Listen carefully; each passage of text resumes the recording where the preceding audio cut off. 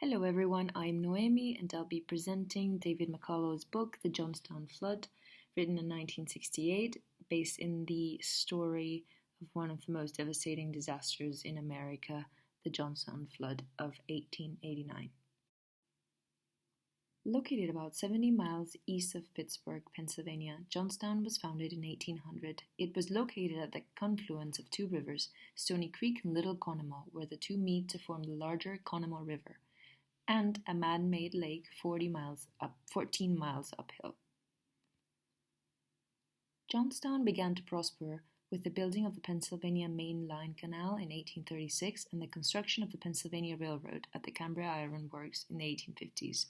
By 1889, Johnstown Industries had attracted numerous Welsh and German immigrants. With a population of 30,000, it was a growing industrial community known for the quality of its steel. Developers had artificially diminished the river's width, narrowing the waterway to allow for greater industry development on either side. To allow more control of the river flow, the Commonwealth of Pennsylvania built the South Fork Dam, completing the construction in 1853. The dam took 13 years to complete, but by the time it was finished, the Pennsylvania Railroad had pushed its way over the Alleghenies and the canal became redundant as did the dam. As economic trends shifted from canal and river-based industry to railroad transportation, the Commonwealth sold the dam and its reservoir to an entrepreneur named Benjamin Ruff. Ruff developed the property as an exclusive summer retreat with numerous cottages and a large clubhouse that he promoted to the elite of Pittsburgh, who sought to repurpose the abandoned reservoir as an idyllic lake for wealthy vacationers. In doing so, they significantly weakened the structural integrity of the dam. The members included some of the nation's industrial titans, such as Andrew Carnegie, Andrew Mellon, Henry Clay Frick, and Philander Knox. The South Fork Fishing and Hunting Club lowered the dam by 2 or 3 feet to make the road wide enough on top of it for carriages to cross. Several pipes and relief valves were removed from the dam and sold off as scrap metal, making it difficult for the city to administer controlled releases of water during heavy rainfalls to ensure the dam would not break. The culverts were removed and outlets filled, leaving only a spillway to release pressure when the reservoir became full, and they put fish screens over the spillway. These screens clogged on May 31, 1889, meaning that as the rains continued to fall, the only way for water to get out was to overtop the dam. Finally, the dam sprung frequent leaks in the decade leading up to the disaster, but the leaks were never properly repaired and were instead merely filled in with mud and straw as a cost-saving measure. In a post-mortem study of the event, civil engineers attributed the dam failure to insufficient freeboard and spillway capacity. But no one had paid much attention to the redesign of the dam at the South Fork Fishing and Hunting Club located high above the city.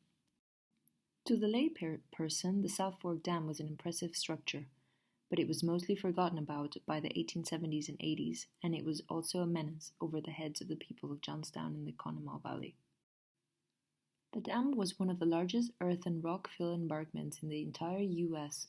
when completed. The reservoir that formed behind it was also one of the largest man-made lakes in the U.S. at the time.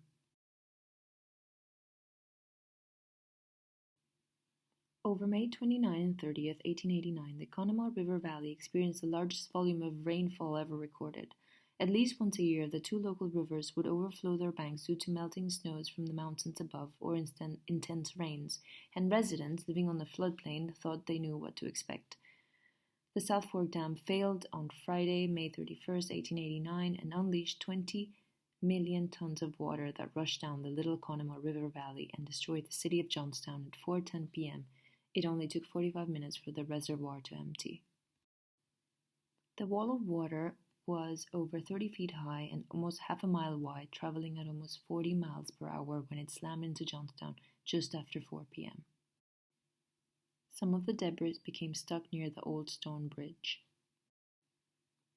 The tumbling torrent carried with it trees, rocks, animals, people's houses, barns, miles of barbed wire from a destroyed wire factory upriver.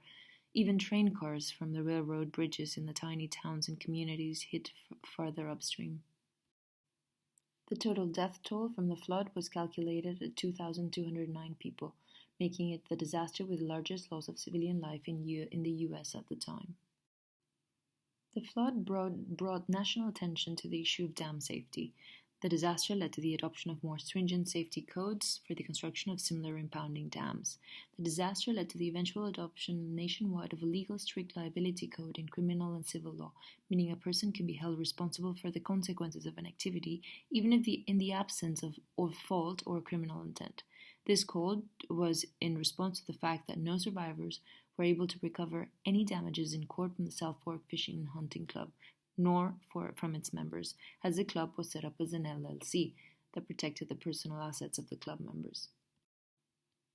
Perhaps the most significant legacy of the flood came from the relief effort provided by Clara Barton and the American Red Cross, who arrived on the scene just 5 days after the event and stayed until the following October.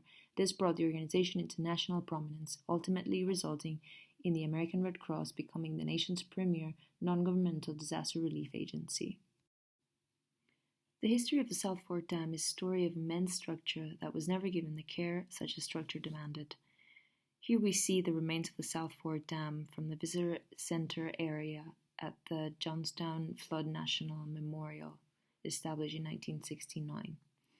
The book is a compelling read. The writing itself is simple. It offers a realistic insight and chronology of the chain of events that transpired before, during, and after the disaster, and from different perspectives. I could not find any weaknesses. I fully recommend it.